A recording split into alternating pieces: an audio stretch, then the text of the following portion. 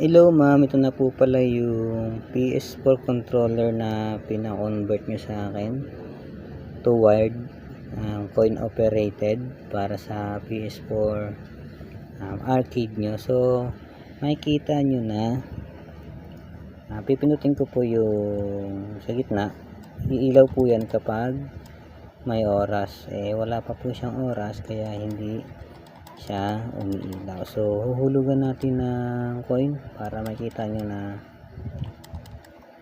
working yung PS4 controller nyo po. Ito 5 pesos.